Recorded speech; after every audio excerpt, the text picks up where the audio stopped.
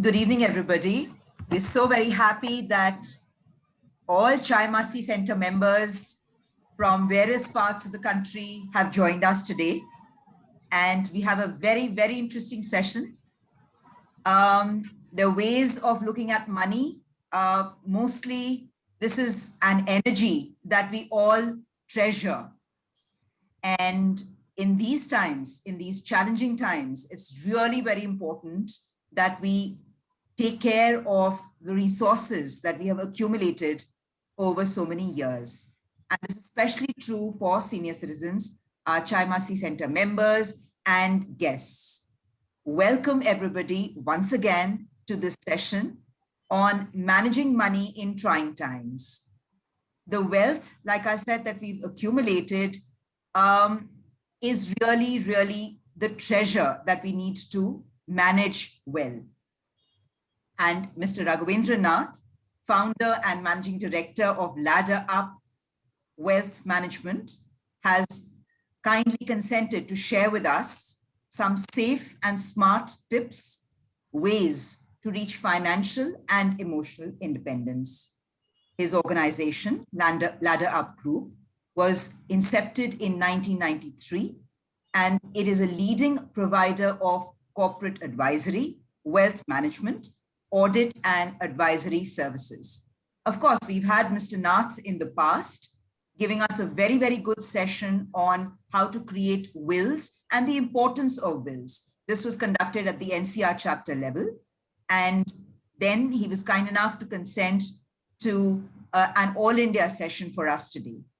Mr. Nath holds almost 25 years of industry experience, and his sessions are replete with examples and easy to grasp content.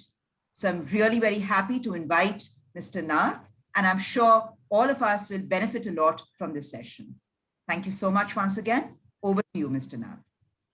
Thank you so much, Archana, and it's a pleasure to talk to you again. I had the privilege to talk to all of you, I think a few months back on the subject of estate planning. And today we have taken a different topic, but it's equally interesting. And let me just kind of share a presentation screen with you, and for the benefit, I'm just muting everyone, and probably after the session gets finished, we can actually ask whatever questions that we may have, so that we can all participants do one. This is yes. Okay, and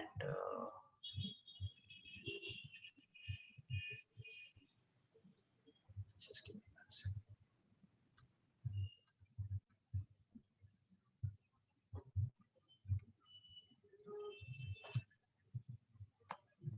Sorry.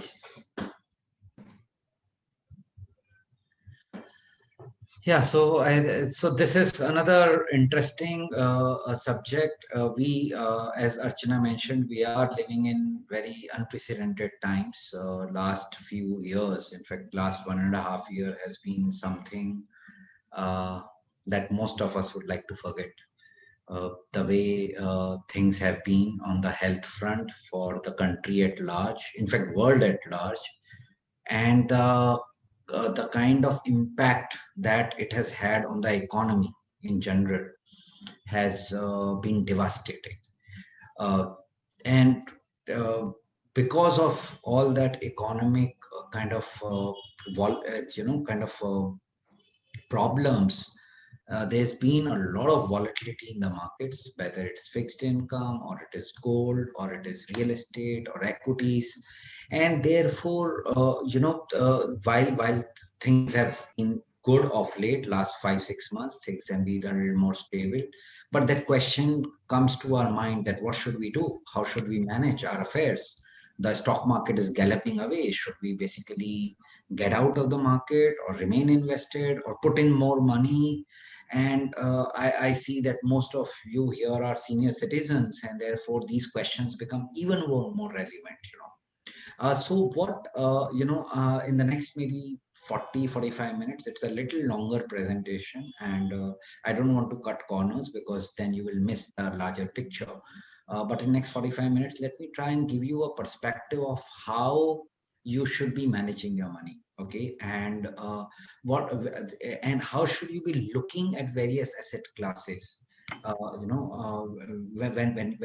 you are managing money, and so I'm going to talk about risk. I'm going to talk about asset allocation, and obviously I'll spend some time on each and every asset class that we have. Just beginning, obviously, the two most important aspects of wealth management is asset allocation and selection of products. Asset allocation is nothing but how much money should go into which basket.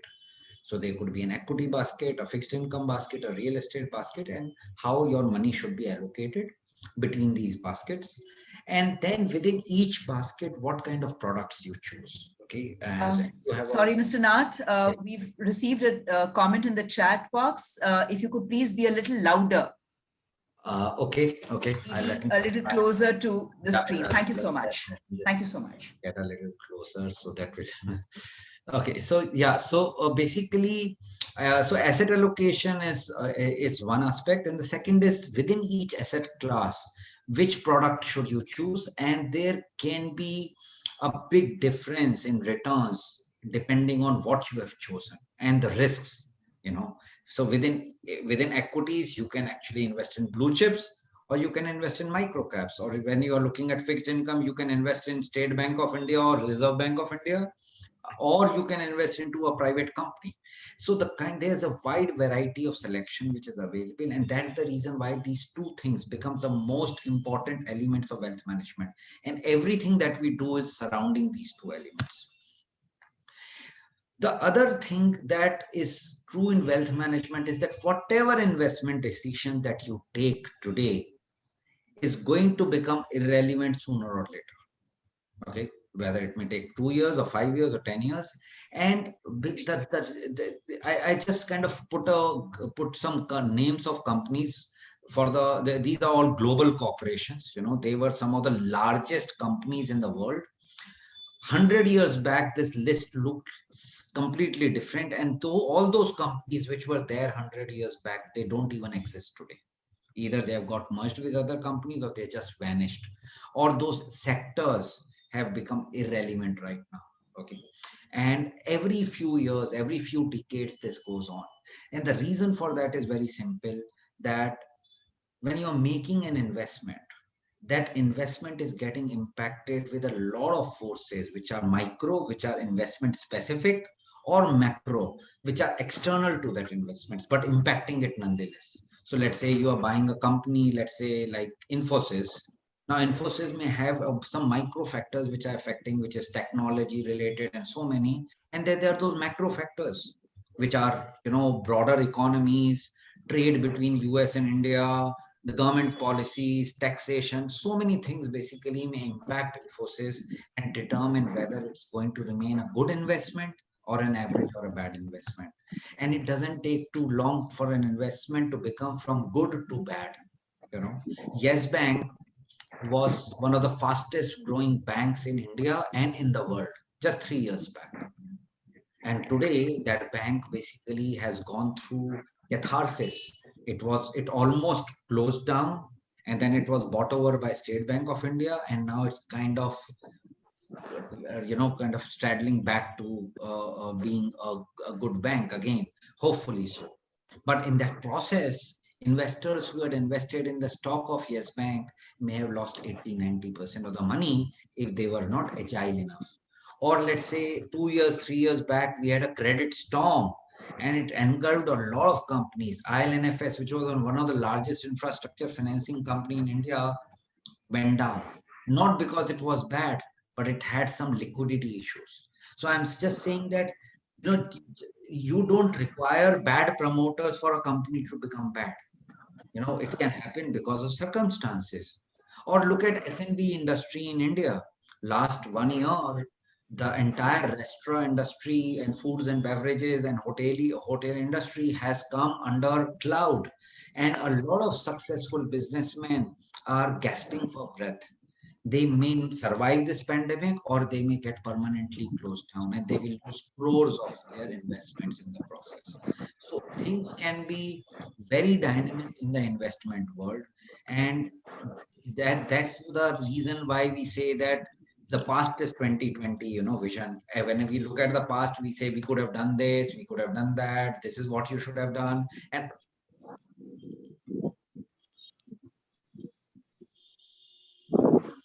I'm sorry, we Raghavendra, lost you.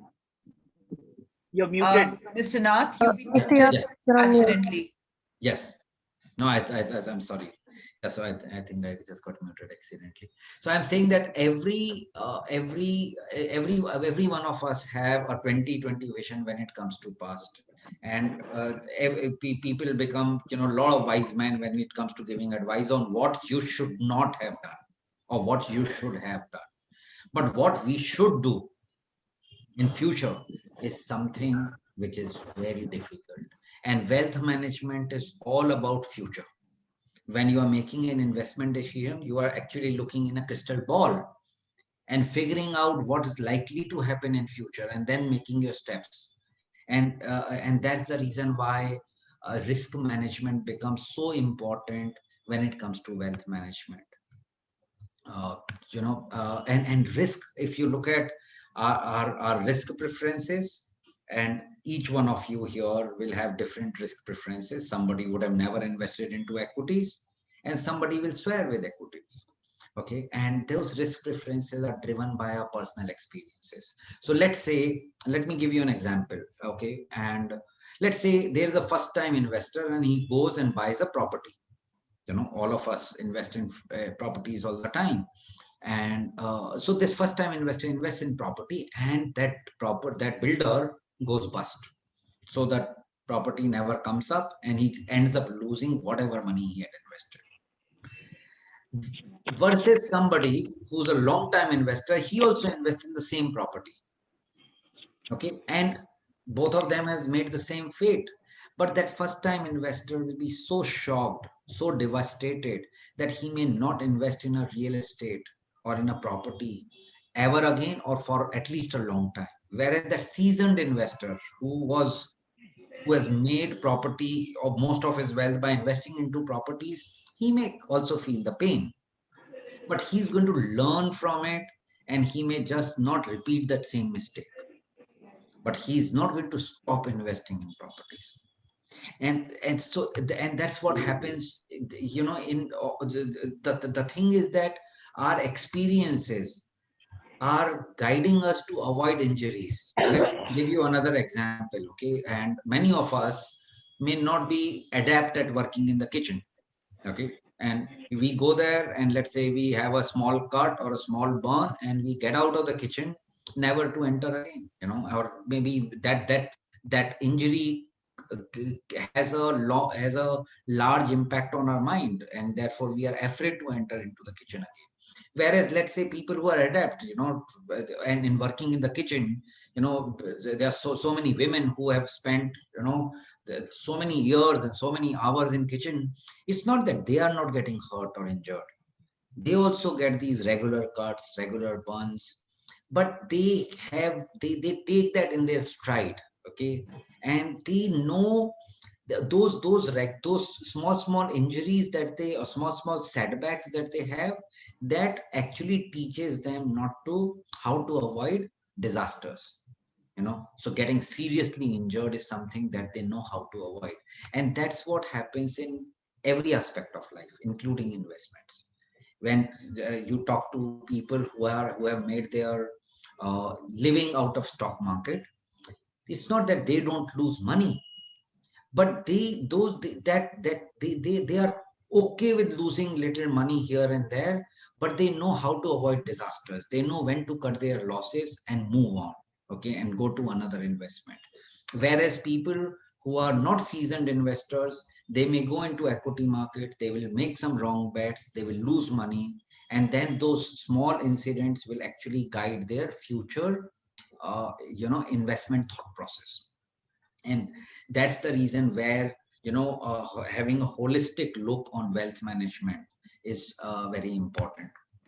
But before I move further, let me just kind of talk about some basic facts. Okay, and I'm sure all of you will agree with these. One is that our wealth is going to stay with us for our lifetime. Whatever we have, whether it's little or more, that unless we have some disastrous event, whatever wealth we have is going to stay with us for a lifetime.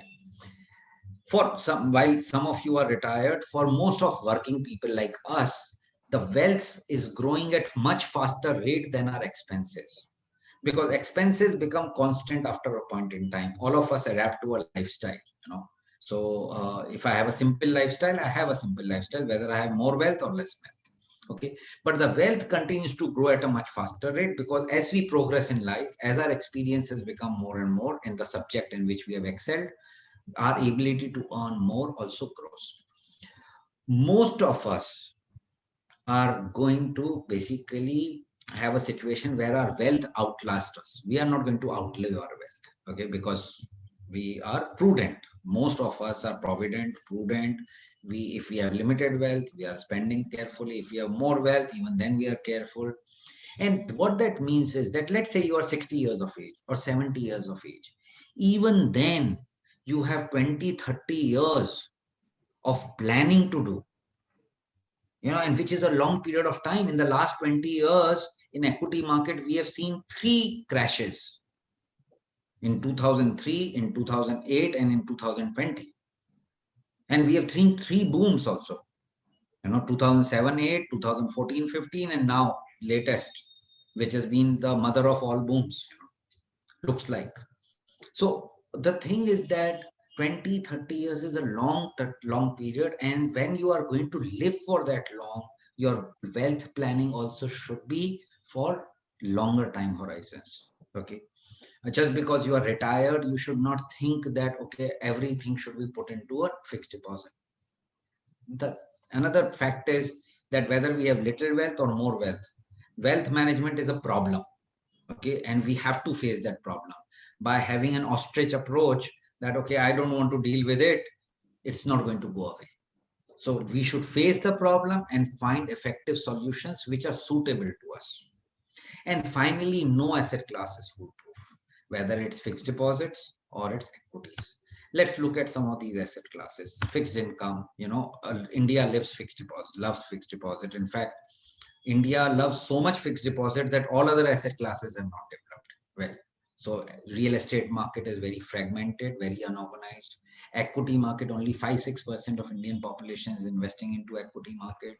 Corporate bond market could never develop because of FDs, because everybody wants to put money in the bank.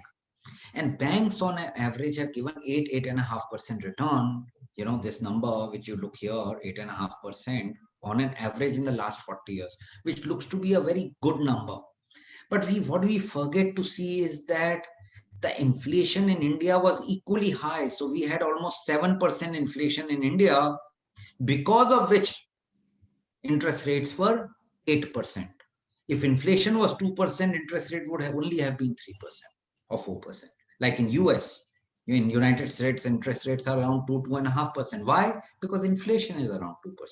You know, so in interest rate and inflation are closely linked.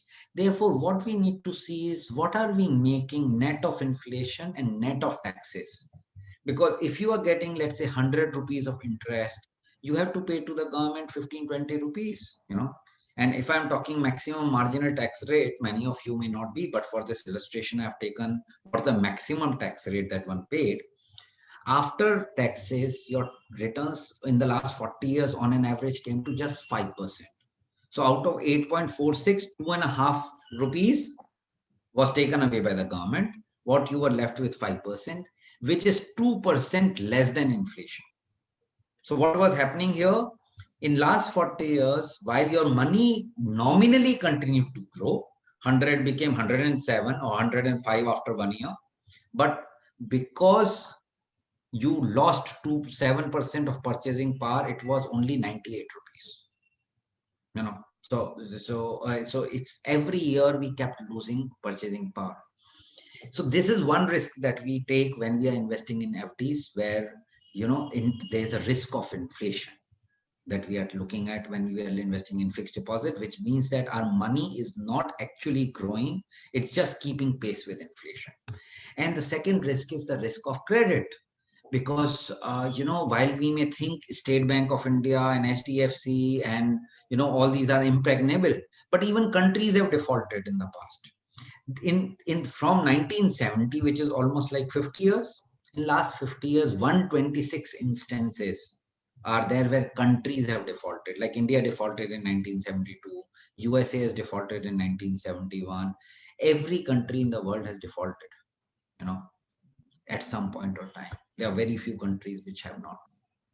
And what I'm trying to say is that if a country which has the power to basically print notes can default, the institutions can also. So when we are investing in FDs, I'm not saying don't invest in fixed deposits.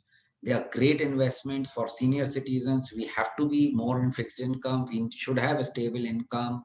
You know, State Bank of India is a great institution. HDFC is a great institution. But somewhere that concept of diversification has to be there. That just don't trust any institution just because it is backed by government or it is high, you think is high quality. Even ILNFS had a quasi government backing. LIC had majority of the stake in ILNFS, and which basically defaulted. There are state governments which in India which have defaulted in the past. There are PSUs which have defaulted in the past. So we need to be careful when we are doing our fixed income, and when we are investing in fixed income. Obviously, you should diversify across multiple institutions, and you should learn to keep your expectations in check. Right now, interest rates are at record lows. Banks are offering only 5.5%, 6%, 6.5% return. So you should adjust your expectations downwards. If you are trying to basically find high yielding investments, which are giving you 10%, 11%, 12%, you should realize that they also carry higher risk. So just because, you know, interest rates have come down, don't start becoming adventurous when it comes to fixed income. Fixed income is only to take care, ensure safety, and that safety should remain paramount in your mind when you are choosing your investments. Let's look at gold. Gold is another asset class that Indians love, and all of us have gold investments. Fortunately, gold has been one of the best asset classes to invest in the last 20 years. As you can see from this table below, gold has generated almost 12% per annum in Indian rupee terms. In US dollar terms, it's generated almost 9%, which is also not bad. It is actually done much better than a fixed deposit. Okay. And gold basically is always considered to be a store of value globally. So whenever the world is in panic mode, gold prices go up. Like last 1 year has seen a big rally in gold prices. Before pandemic started, gold was around $1,200, $1,300. And then the moment the pandemic started, gold went all the way to $2,000, and which is hovering around those levels, 1,900, 2,000 levels. You know, I'm talking about in dollar terms. And in rupee terms also, gold appreciated substantially. But, you know, I'm just talking dollar terms because gold is an international asset. And because of that, what happens is that Indian rupee prices are reflection exactly of the USD INR rate and the US dollar prices. So gold is a good investment from hedging against US dollars, you know. So no other investment in India is creating a hedge against US dollars. So if you look at equity investment, for instance, where the markets would have gone substantially, but if the rupee depreciate, it takes away a lot of gains in the, you know, when you start looking at dollar terms. But gold gets adjusted for the rupee depreciation constantly and instantly. The limitations of gold are also equally large. One, nobody wants it to liquidate it. Nobody wants to liquidate it. You know, once you have bought gold jewelry, I don't think your wife will ever allow you to sell. Or, you know, there are a lot of women, you will sell your jewelry ever. You know, and so jewelry is like a sunk investment. And so it's like, let's say you buy a TV in your home, you know, you're not going to sell that TV. Once it's come, so let's say you invested 1 lakh rupees on TV, that 1 lakh is now sunk cost, you know, because you're not going to, kind of liquidate that investment and profit from it. Same is the case with gold. While gold in value terms keeps growing and you may feel good about it, but you are not going to liquidate those investments. And therefore, we should only put that much money in gold which we think will be utilized for our personal purposes. Anything more, you should buy gold in liquid form, which could be sovereign gold bonds. Government has started that. These are excellent investments, or gold ETFs. They are excellent investments because they are liquid and they are giving you the appreciation of gold, and they become alternate to your other investments like FDs or equities or real estate. But buying jewelry should be in limited quantities. And but so gold should be part of the assets. But if there is a desire to buy gold around, let me just caution you that every time gold goes high and substantially in a very short period of time, it also consolidates for a longer period of time.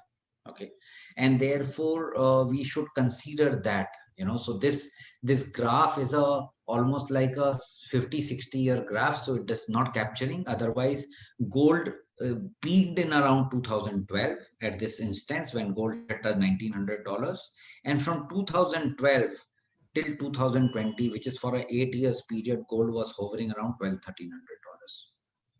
And because economies are coming out of this recession that they have faced in the last year because of pandemic, and pandemic also, once this entire global population will get vaccinated, the severity of pandemic will reduce substantially. That's what experts believe today.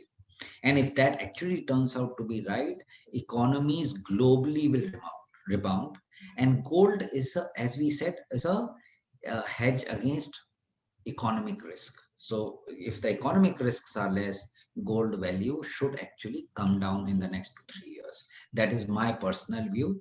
So if you are thinking of fresh investments in gold, you should hold your horses, maybe invest after 2-3 years, you will get a better value.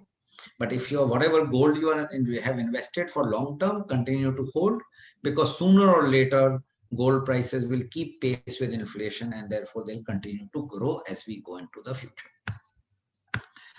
Real estate is another asset which Indians love, and because all of us were middle class at some point in time, and there's so much of income disparity between the rich and poor. Once we started earning our wealth, all of us started investing in real estate. And real estate is something, because it's the word real, you can see it with your eyes. It's not paper investment, so we are more comfortable buying real estate because we can see ghar kahan jayega. That's the mindset that we have, ki ghar kahan jayega, land kahan jayega, बढ़ नहीं रहा है ना, but ठीक है, दिख तो रहा है ना. So that's the mindset that we have. But real estate cycles globally are very long. They are 14-15 year cycles. And we actually experienced a super cycle in real estate from 2000 till 2014-15. In those 15 years, real estate prices moved like never before. So that super cycle was created by that, that new age companies coming in, service industry exploding in India. So, and that which led to massive income uptick. So a CEO who was getting 10 lakh rupees was suddenly making a few crores, and therefore his ability to buy real estate went up substantially. But income levels, that kind of thing happens maybe once in a century. Okay, it's unlikely that income levels are going to explode like the way they did in early 2000s. Okay, and because affordability doesn't change quickly, the real estate prices also may not change very quickly. So while real estate is in a much better position today than it was 5 years back, and there are two reasons for that.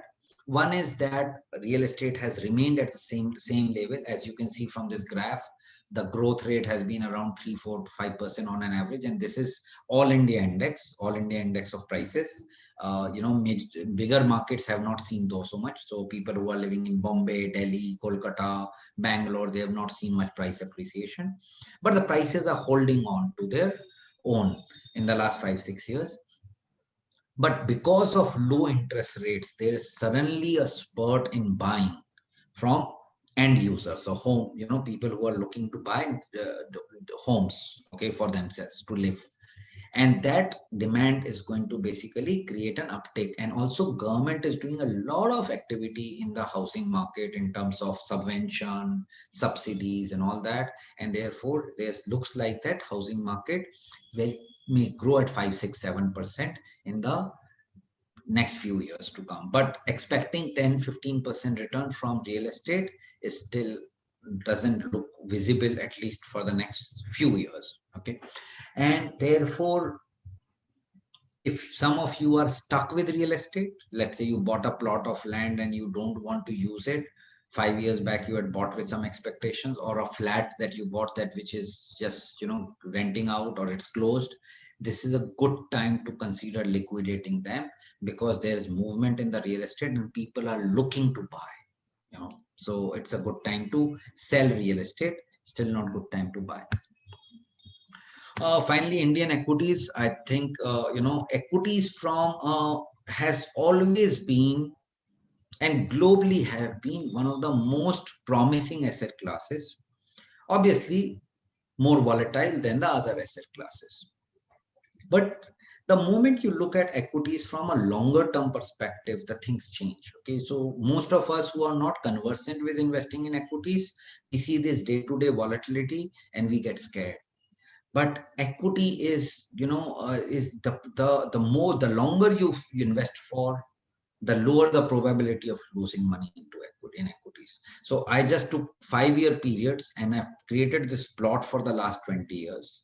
So this has almost 3,000 data points, because I took, let's say, 1st November to 1st November 2008, or 1st November 2020 to 1st November 2015, 2nd November to 2nd November, like that. So there are thousands of data points in this graph. And as you can see, 93% of the times, equity has given positive return when you invested for a 5-year period. Okay, if you invested for 10 years, this 93 will become actually 99% of the times you would have got positive return. And let's look at this table below. And this talking about what kind of returns did you get and what was the probability of occurrence. So like 20 to 30% return, you had 19% probability, so almost 31% of the time you got more than 20% return. And if you look at more than 10%, actually it is 65%, 2/3 times you actually got more than 10% return by investing into equities for just a 5-year period. And if you extended this period to 10 years, then this probability will go up to around 90-95%. So 95% of the time you would have actually earned more than 10% return if you invested into equities. And why that happens is because of very simple fact that the returns that you generate in equity is a function of the quality of companies that you own. So equity market investing is very simple. Okay. We make it complicated because there's so much noise. Otherwise, equity markets can be the safest place to investors. All that investors need to do is invest in high quality companies, because high quality companies grow over a period of time. They become large, and the share price growth has a very high correlation or high dependence on the profit growth of the company. So let me give you an example. There are a lot of numbers, but once I give you, this will become very easy to understand. Let's look at HDFC Bank. In year 2000, HDFC Bank had 120 crores of profit. Okay, only. Today, it has 32,000 crore of profit. So in just 20 years, 120 crore profit company or organization has become a 32,000 crore profit company. In the process, so that profit, in terms of percentage, the profit has grown by 30% each year. So 120 grew by 30%, and then that by 30%. So every year it kept growing by 30%. And the share price has grown every year by how much? 24%. So 26 rupees share price has become 1,500 rupees. Or let's say, let's look at L&T. L&T had a 300 crore profit in 2000. Right now it is 12,000 crore. So almost 40 times, which basically means that L&T's profit grew at 19% per annum. And what happens to its share price? It grew at 20% per annum. So 345 rupees share price has become 1500. But let's look at some other companies. Let's look at, let's say BHEL. Bharat Heavy Electricals had 600 crore of profit in 2000. Right now it's 1100. So it just doubled in last 20 years, a 3% growth in profit. Share price has grown by 7%. Most of this 7% has happened in the last 3 months. Otherwise, it was 2%. So bad quality companies will not grow, but good quality companies will always grow. And the percentage growth of a good quality company's share price will be closer to the profit growth of the company. So what does that do? That if you are, let's say, entrusting your money to a mutual fund manager, so you basically you say that, okay, I don't have expertise of managing money, but let me give it to HDFC mutual fund or Birla mutual fund, because those fund managers are high quality, they are knowledgeable, and they are making at least one promise to you, that we will always invest in high quality companies. And from this table that high quality companies will grow over a period of time. So your share prices will also grow. So mutual fund industry, on an average, in the last 20 years, has grown people's money 15 times. So if you invested, let's say 1 lakh rupees in any random mutual fund, or let's say a basket of 5-7 mutual funds in 2000, right now that basket is worth 15 lakh rupees. So 1 lakh has grown to 15 lakhs on an average. Some of the funds have actually grown 25-26 times. Some funds have grown only 7-8 times. But on an average, the industry has grown 15 times in 20 years is a good investment, isn't it? How many investments would have done similar thing? Very few real estate investments would have grown 15 times in 20 years. Nothing in real fixed income, not gold. So it's been so when you invest into equities for long term, they will end up giving you good returns. And I have a very different take, okay, on equity investing. This is a graph of last 20 years. 20 years back, in January of 2000, market was at 6,000 level. This is Sensex. Right now, Sensex is at 50,000 level. This is like a little dated graph, but it has crossed this 50 mark line. In the last 20 years, you have seen all kind of nonsense happening in this world. You saw .com bubble burst in 2000. Immediately after that, there was 9/11 attack. Those world twin towers, were attacked. Then you saw one of the worst riots that India had seen after independence, Godhra riots. You saw tsunamis. You saw global financial crisis, which was the deepest financial crisis after Great Depression. You saw Eurozone debt crisis, which was so big that at one point in time, all of us were thinking that Eurozone will actually split. You saw demonetization. No country has experienced that. India has. You saw GST. You have seen now coronavirus. Which a pandemic like this was witnessed maybe more than 100 years before, and we have seen it now in our lifetime. So in 20 years, you have seen all kind of nonsense, from wars to tsunamis to terrorist attack to government failures to a pandemic or medical situation. And during this period of time, Sensex has grown from 6,000 to 53,000. In 2000, nobody believed 6,000 we will ever reach again after the crash. But 6,000 has grown 9 times. What I'm trying to say, when you look at the same equity market after 20 years, during these next 20 years, you will see all kind of nonsense play out again, but different kind of nonsense. Now there'll be Zomato going down or whatever, I don't know what will happen. Instead of .com burst, now there'll be some Android apps burst, something. But there'll be a lot of nonsense which will happen. But good quality companies will continue to survive and will continue to grow. And equity market, which is Sensex, is nothing but collection of good quality companies. So if you have a portfolio which has high quality companies, you can rest assured that that portfolio will be substantially higher after 10 years, after 15 years, after 20 years. I've taken a lot of time. Let me just move a little quickly now. Okay, so the asset allocation, as I mentioned in the beginning, is one of the most important elements, okay, of wealth management. And let me kind of demonstrate it with a very simple example.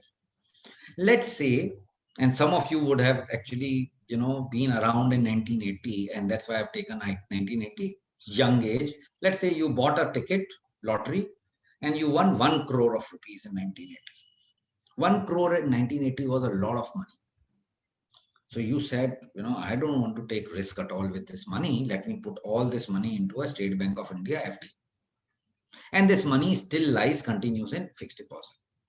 And there was this friend of yours. He also, by the way, won a lottery ticket, same in 1980. He said, so much money, let me just take risk with at least 20 lakhs. 80 lakhs he also put in State Bank of India, but 20 lakhs he invested in Sensex in 1980. Today, the person who invested 100% in FD, that 1 crore has become 7.4 crores. So it's grown. There's no doubt, 7.5 times. But in purchasing power terms, it's just 45 lakh rupees in 1980 terms. Why? Because you saw in the first slide that we talked, there's been a 2% decay every month, every year, because of the inflation. So in real terms, it's not grown. And this guy who invested just 20% into equity, he is right now sitting on 110 crores, 110 times. And that's the power of asset allocation. That small diversifications can help you not only beat volatility, but also gain higher returns. The big question is that where should you allocate your money, which asset class? And that's a difficult thing. I can't answer it in today's session because we have 110 participants and all of us are unique individuals. Okay, so let me just put some thoughts in your mind which will help you decide what is right asset allocation for you. One, how hard do you want your money to work for you? There could be some person who say that let me money be safe, but I don't want to take risk. Or there could be somebody who may say that I am working hard for my money, let my money work equally hard for me. So you want, that money to produce more for you.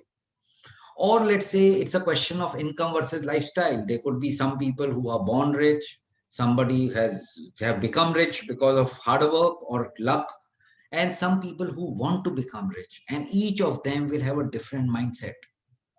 Whether whether you want to take higher risk or not.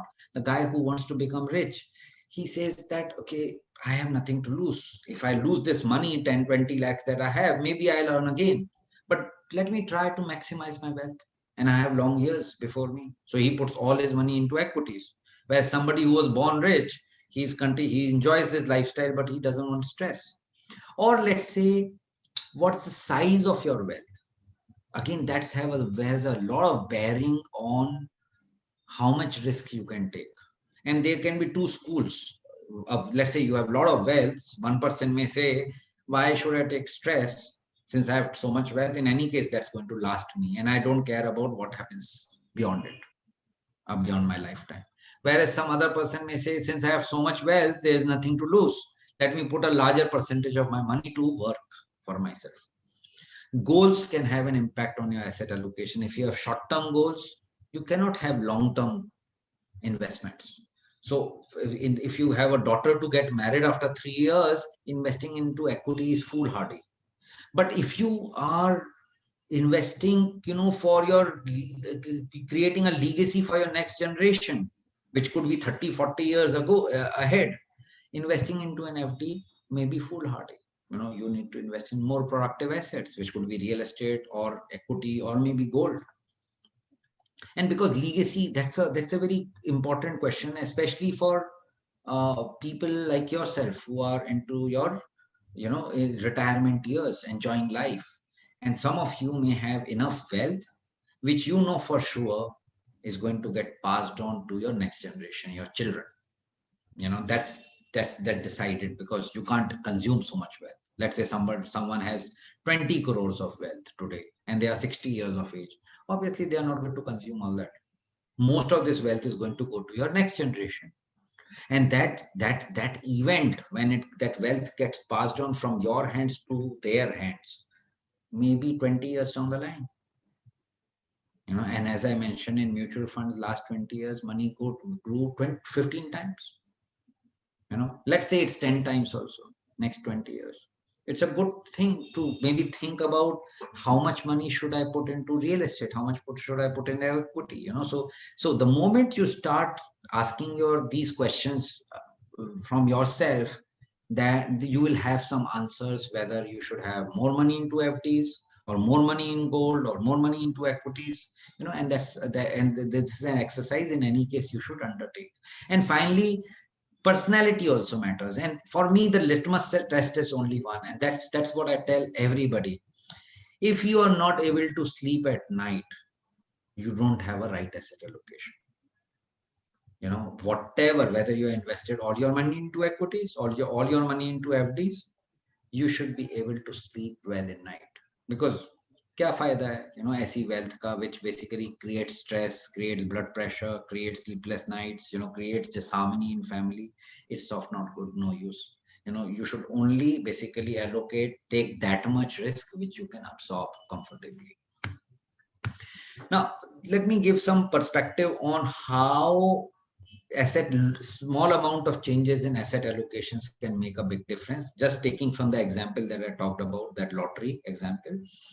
So let's say you had just 1 lakh rupees 40 years back, okay, and then you put 20% of that money into equity, and you were a conservative investor, so you put 40% in fixed income, 30% in real estate, 10% in gold. This 1 lakh would have grown and become 36 times in 40 years.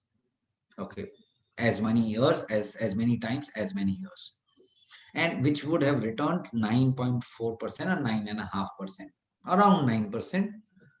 But let's say if you were an aggressive investor and you put 50% of your money into equities and balance 50% in other assets, this same money, that 1 lakh rupees, would have become 93 times in 40 years. So double of what you spent in terms of years. 40 because 93 times. So 36 times versus 93 times, the difference was asset allocation, and how much percentage did you allocate to equities or to real estate or to FDs. And what we did in this exercise was we have rebalanced every 5 years. That's a very, very important concept.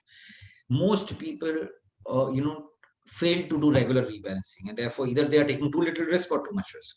So let's say this low risk investor who invested just 20% into equity, let's say he did not rebalance his portfolio, he kept it as it is, it just slept over it. In the next 40 years, that 20% exposure to equity would have become 56%. So a low risk investor would have become a high risk investor if he did not rebalance. And that's the reason why when you are doing asset allocation, you should all the time keep booking your profits from equities, move them to fixed income when they have grown substantially, or when the markets have fallen down, you should have the courage to move that equity fixed income money back to equities. Finally, just 2-3 minutes more and then I'll end my presentation. I'm just leaving these points for you to think about. One is that wealth management is not about finding the perfect cure. There's nothing called a perfect cure. If somebody is coming to you and assuring you returns, either he doesn't know his business, so he's an incompetent fellow, or he's a fraud. Either of the two. Because nobody can assure returns in wealth management.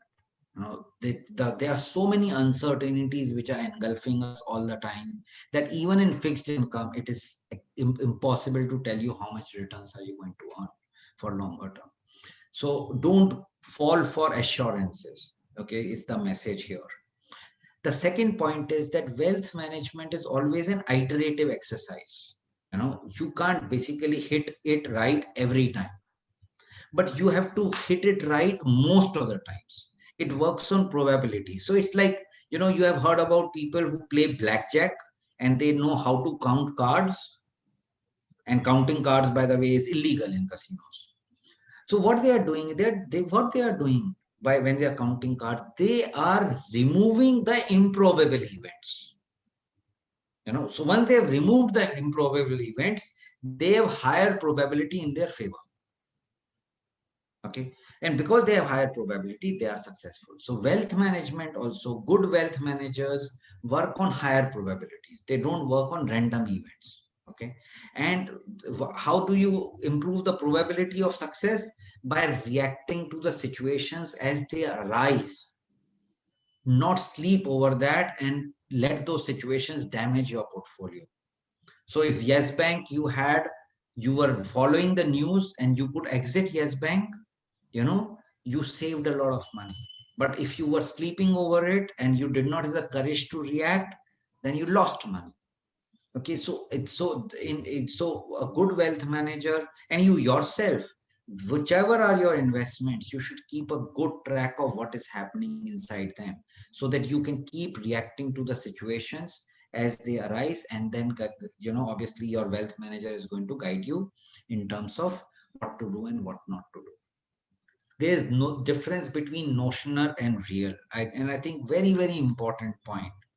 Now, in March 20 last year, when the equity markets crashed, a lot of us who had investment into equities were sitting on notional losses. If we panicked at that time and quit, we converted those notional losses into real losses. And then we regretted later. Or the other way. Today, when the markets are sitting at all-time high, you are sitting on paper gains. Those paper gains will become only actual gains only when you encash those gains. And that is something that we need to understand, that in what situation should we encash. So, a lot of people in equity market, they talk about profit booking. Okay, they say market itna बढ़ गया hai, I put in Reliance 4 गुना हो गया hai, I should book profits. The question that you have to ask is, if you are booking profit, fine, but where are you going to reinvest this money? Do you have a same kind of opportunity which has a similar return potential? Because otherwise, if you are booking profit and putting that money into a fixed deposit, you are converting a high return investment into a low return investment. So, but profit booking is still important. So, and you have to do profit booking in two instances.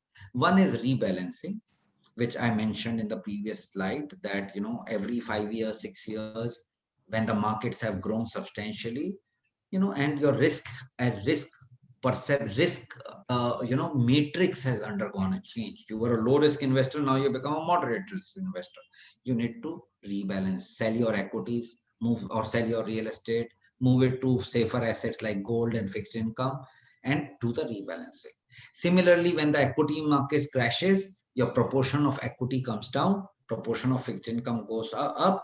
So sell some of your fixed income investments, invest into equity. That is called rebalancing. So profit booking for the purpose of rebalancing is a great thing, great discipline. Please do that regularly. The second way of profit booking is when you want to enjoy. You have that wealth is paper wealth. You want to gift it to your grandson, you want to buy a house for your daughter, you want to go out for a holiday. All those are great purposes. And encashing your equity investments to utilize money for these kind of purposes is a great thing. Finally, final 2 points. One is right products. As I said, while asset allocation is important, right selection of right product is also important. I was just looking at 10-year returns of the mutual fund industry. There are at least 6 funds which have lost money in the last 10 years. Some of the best known brains in the country worked and have lost money. On the other hand, there are certain funds which have multiplied money 10, 15 times also in last 10 years. So you have to pick up the right products, and that is where you need some expert help. So find out who's a good wealth manager in your city, do a good interview with him, understand what is his expertise, what's his educational qualification, how many years he has been in business, and then select a good person.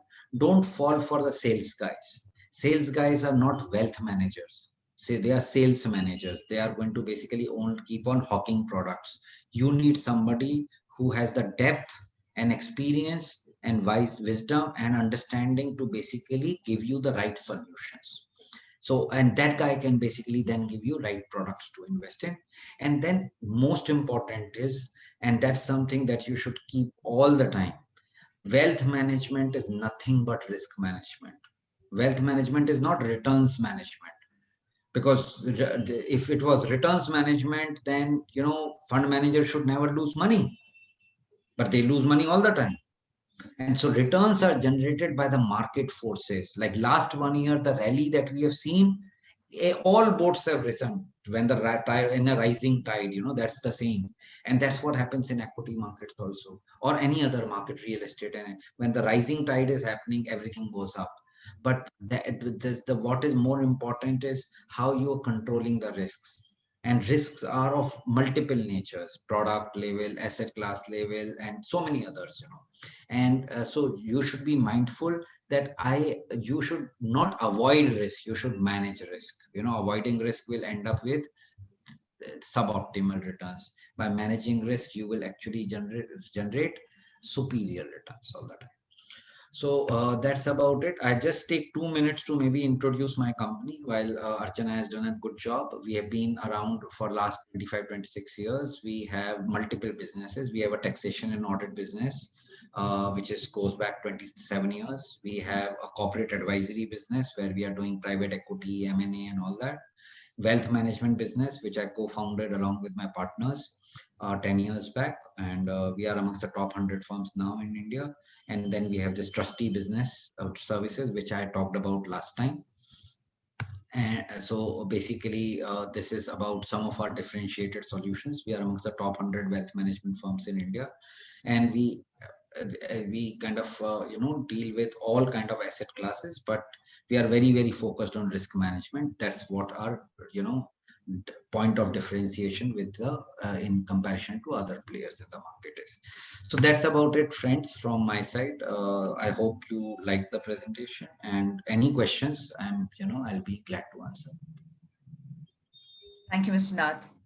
There are quite a few questions which have come in the chat box. Would you like to take up those first? Yeah. Yes, I will. Yeah. All right. Sure. So here we begin. There was something about return of investment and return on investment. So would you like to comment about that? Yeah, no, very, very good point. And I think both are equally important. And, return of investment obviously has to take precedence over return on investments, because, capital chala gaya to fir return leke kya fayda hai? I remember in 94, 95, fixed deposit companies used to give brokers 1% and 10% out of pocket expenses, because they were not bothered about it. They never thought they have to return the capital, and which resulted into massive default. So return of investment is extremely important, but that is not a very difficult thing to do. If you are discernible, you can figure out what is high quality and what is not, what you can trust and what you cannot. Most of the time, return of investment question comes when you are greedy. You leave the greed aside, you will never take bad decisions. Return on investment becomes more important, because by not following certain principles or doing smart investment practices, we may end up earning suboptimal returns.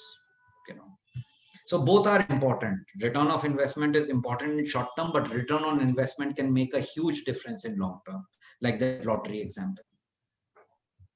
Thank you so much. The next question has been posed by the same member, asking if the government of India has at any time defaulted on GOI bonds.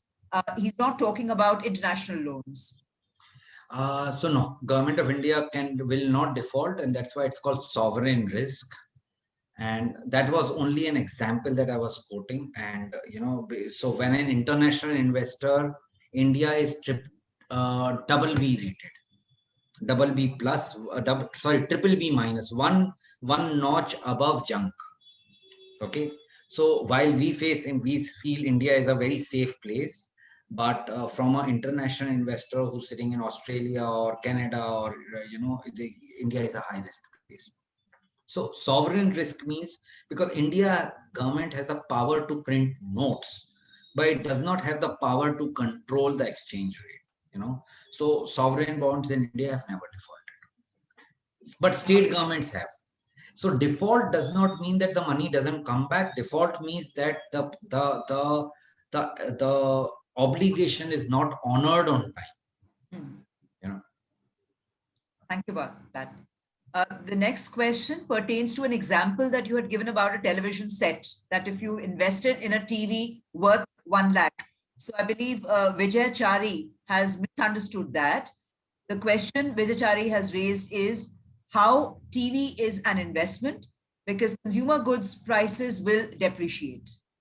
Yeah. So I was talking the other way around. Like TV can never be an investment. A car can never be an investment because that's a sunk cost for you.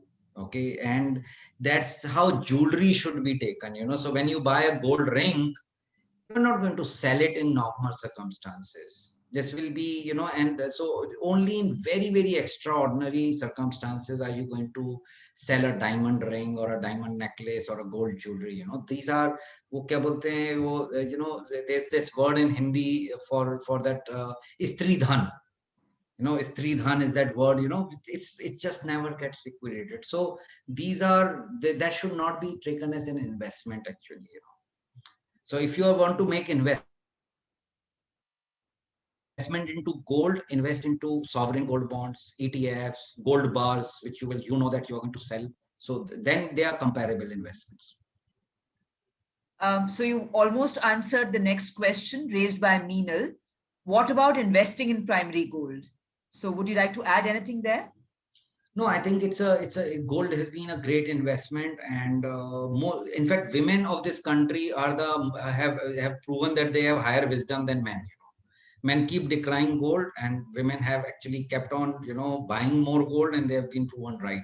And so gold has been a good investment, and the luster of gold does not reduce. Is unlikely to reduce in next 10-20 years. That's I think I can safely say that. Thank you. This seems to be not a question, but it seems to be a comment. So I'll read it out. Interest on senior citizen schemes with SBI and post office is at present at 7.4%. Interest under section 80 TTB is exempt from up to rupees 50,000. For super senior citizens, the exemption limit is up to 5 lakhs. Interest on FD for senior citizens from 2011 to 2021 has come down from 10.75% to 6.6%. Now, there's no following question, but if you'd like to comment on that. Yeah, so no, that is right. And obviously government wants to leave a lot of money in the pockets of senior citizens, and that's why exemption limits are higher. They also have schemes like senior citizen schemes, which are giving far higher rate of interest. Even Reserve Bank of India is giving 7% when the State Bank of India is only giving 6.5. So there's a desire to leave a lot of money for on the pockets of senior citizens, and we should take advantage of that. There's no harm. But so if you have the right advisor with you, and that's the big question, okay, the big point. I think each of you should find out a good advisor in the city that you stay, and so that he can maybe make you look at alternative investments also. The next question is about mutual funds. Please give a suggestion about going and investing in mutual funds. Been asked by Manjunath from Bangalore. Yeah, so I would assume that it pertains to equity mutual funds, because mutual funds can be fixed income also. But for most senior citizens, I say, because you have tax exemptions, take advantage and go into all these places which were mentioned in the previous comment. They are far more productive, and rather than giving money to the fund manager. Equity mutual funds is, however, the best known vehicles in the globally for investing into equities, and the safest vehicles. You should basically take some help, because there are some 450 mutual funds in India. and finding out which are the right funds to invest in will depend on your personal situation as well as the time horizon and everything. So take some professional help and invest in them. So there are places like Value Research Online. It's a very good website and it is dedicated to mutual funds. Wealth of knowledge there. I think if you some of you want to read it, please go ahead and read it. ValueResearchOnline.com. Dhirendra Kumar is one of the oldest votaries of mutual funds in India, and so you can actually go through that, or maybe take help of some external people. Thank you. For the next question, I'm not quite sure about the context, but somebody wants to know about the Japanese index performance between 1980 and now. So is that out of context? Yeah, If it is, we no, can skip so it. it is not. So what happened? I think this person obviously is a much. Mr. Sahu, yeah, Yeah, Mr. Sahu. Mr. Sahu is a intelligent investor, I must say. So what happened in Japan was Japan went through a very high inflationary period. Cost of living actually exploded, and Japanese equity market has not delivered any return for around 20, 25 years, 30 years. Only in the last 2-3 years, equity market has started doing well again. And actually people could not figure out that these companies, which were some of the best known companies to mankind, but when their Japanese stock price never moved. Okay, so that is the thing. So so what he's trying to say is that equity markets in long periods of time can continue to surprise you on the other side. There is a possibility. He's denying it. I can see the Are you video. saying something else? Okay. Mr. Sahu, we'll take on your next question now. This also seems to be stemming from his desire to learn more. How does PPF return, taking into account EEE, compare with inflation? PPF is a great investment, and PPF has on an average, I think, would have returned almost 8.5 or 9% in the last 40 years, and which is 1 to 2% more than inflation. So it's obviously been a great investment. And as I was talking about asset allocation, see, no sane person would invest all his money into equities. And therefore, whatever money that you are creating as a balancing factor for yourself, which gives you comfort, a large portion of that will be long term. And PPF is a great investment. I think one of the best investment choices that still you currently have, and it's always been. So it should find a place in every moderate risk investor's portfolio. Thank you. I think with that answer, you also answered the next question. I'll still put it up. At the age of 80, Mr. TC Raghupati wants to know, at the age of 80, how to manage this equity investment, how to be active in equity market. So if you have not been investing into equity markets till now, sir, my suggestion, as I said earlier, was maybe 5, 7, 8% of the money you should invest into mutual funds, and that investment also please do gradually. So you can do some kind of an SIP. So let's say, let me give you an example. Let's say you have 20 lakh rupees of interest income every year, out of which you only consume 10 lakh rupees. The balance 10 lakhs, which is coming to you by way of interest income, you can invest into equities. So what will happen is that if equity market dips by, let's say, 20%, your 7% return will become maybe 6.5%. Okay. So while you are not taking risk on capital, you are taking risk on your returns. Okay. And that's a good way for people to kind of invest into equities if they are not already, they are not, they don't have an existing equity portfolio. Just because I have said equity, please don't go there and venture all out and invest your hard-earned money in one shot there, because where markets at all-time highs, there could be some risks lurking in the future. So invest, grow slowly, gradually, and learn the process, learn the art, learn about those investing. The more you go into future, the more you will get confident about it. Thank you. Another question, Mr. Nath, is there a mutual fund scheme which focuses on 20 Nifty equities with good potential? Yeah, so there are certain index, these are called index and enhanced index funds.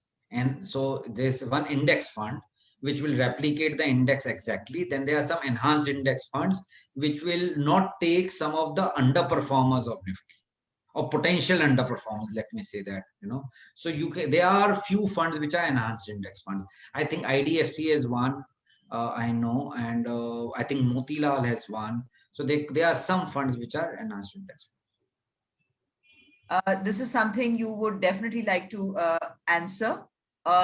Vinod Kevalra has said, all of us are senior citizens. Please enlighten us which institute or person should we approach for investment in various investments such as shares, because we have no knowledge of shares, or even we are not up to the mark in operating computers. Therefore, it is not possible for us to dive into the market without suggestion of proper institutions. Do advise us about it.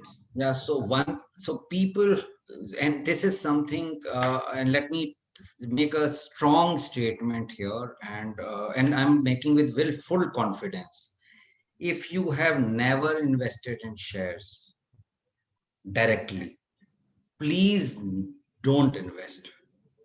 Whatever somebody says, whatever assurance somebody says, gives you, please don't trust, please don't invest. And if you have not done it as a experienced individual, because see, there are two kinds of people in equity market. There are people who are chasing prices, and there are people who are chasing businesses. Smart investors chase businesses, which I gave you an example: HDFC Bank, L&T, Infosys. Smart investors chase businesses, which is they will invest in high quality company. Then they will have the patience to remain with it, irrespective whether that business is making a loss or a gain. But 99% of investors in equity market are price chasers. They say, अच्छा लग रहा है खरीद लो, सस्ता है खरीद लो, महंगा है बेच दो. And that is not stock investing. That is called satta or gambling or speculation. Whatever word you can use, but that is not investing. And most people think that they are doing investing, and then they end up losing money. So if you have never invested in equity market is not for you. The way to go into equity market is through mutual funds. That's the best available vehicle and the safest vehicle available, because that will ensure that you are always invested into high quality places. And there are some group of people, individuals who are trained, experienced, skilled, have all the information, all the knowledge to take the right decisions. We cannot basically match up, even I cannot match up to the competence of a fund manager. And I've spent 25, 27 years in market. 90% of my investments, 95% of my investments are in mutual funds, only 5% in direct equities. So please don't try and attempt. It is something that, a lot of people have a lure, and they are brokers and advisors, and these market conditions are such where Panwala is also giving you advice. The worse the stock, the higher it has gone. Okay, so it's the high quality stocks have given only 20-30% return, and the bad quality stocks have given 200-300% returns. So these times people get confused, but stock market can give you nasty surprises. Okay, so don't attempt to go and traverse it. It's a jungle out there. Thank you so much. Mr. Nath, we'll just take another couple of questions now. One of them is regarding Bitcoin, your comments on the Bitcoin business. So, see, let me give an example, okay? In year 2007, Dubai has a stock exchange. And there were a lot of companies, real estate companies, which were listed in Dubai, and those companies went up by 1,000% in 1 year. Okay, in that year 2007. But they were only selling sand. How much money do you require to buy a desert? Nothing, no. So it's like buying land in middle of nowhere in India. That's worthless. And that's what happened. And ultimately there was a collapse. So Bitcoin is nothing but a means of speculation. It is not doing anything in the world. It is not doing anything. In fact, it's guzzling energy. And people are saying that energy which is guzzled is the true value of that stock. That not even stock, that coin or whatever they say. So it is a sham. Sooner or later, people will realize that it's a sham, and people will, a lot of people will lose a lot of money in the process. Really, I wish we could have taken up more questions, but we'll certainly share the questions with you later. Yes, I know we'll do that. Therefore, the way companies are defaulting, let's say DHFI, Reliance Home Finance, Helios, etc., is it not safer to go for monthly returns options rather than annual dividends? What happens is that, and again, this is, see what a wealth manager is going to do for you is basically, a good wealth manager will avoid these investments. Okay. So first of all, in any case, when you are investing into a private enterprise, you should be very, very, very aware of where you are investing your money. And it just doesn't end at the looking at the rating of the company, because a company, rating is very, very subjective. Rating is very superficial, and there are so many things which go beyond. So my suggestion to you is, if you're investing into private enterprises, which are these corporates, you better take good quality advice, or otherwise, again, look at fixed income and mutual funds to invest into private enterprises, because then they are doing a much better job. But otherwise, keep your money for that extra 1 or 2%. Don't put your money at risk. As the first question was, return of capital versus return on capital versus return on investment, return of investment is more important. Please don't get lured by 2% extra return. Think about this, that 2% in any case, basically post tax, is going to become only 1.5% extra return. And should you put your money at risk? In fact, people who are looking at that extra return, my suggestion will be, follow that example that I've given. If you are getting 10 rupees of return, let's say it's, or 6 rupees on 100 rupees, and you're only consuming 3, put the balance 3 into equities. That 6 will become actually 7.5 or 8 after some time. Thank you so very much. I'm really sorry for those members who asked questions in the chat. We haven't been able to take those up, but we'll certainly redirect those queries to Mr. Raghavendra's office. And hopefully we'll have another session with him sometime soon, and we will address these questions then. Thank you, Mr. Nath. This has been a very, very enlightening session. And as you said, the litmus test is whether we'll be able to sleep well tonight, knowing that our money is safe. So thank you, members. You've been very, very patient. I know we had promised that this will be an hour-long session, and it has gone on for more time. But it was because Mr. Nath was so considerate. He answered almost all the questions at such great details and at great length. So thank you once again, Mr. Nath. We are really very happy that we've had yet another very, very successful session today. Whatever advice you've given, I would suggest to our members, please mull over that, think about it, because not one size can fit all. So please do have all, of course, Mr. Nath has the best interests at heart for Dignity Foundation members, but please do your own due diligence and take it from there. So thank you, Mr. Nath. Thanks a lot, Mr. Basu, and our advisory council member, Colonel Prakash Tiwari, who had recommended that we invite you for our session. I'd like to thank him once again too. Again, thank you. Every member, please stay safe, please stay healthy till we meet again. Thank you. Bye-bye. Bye-bye.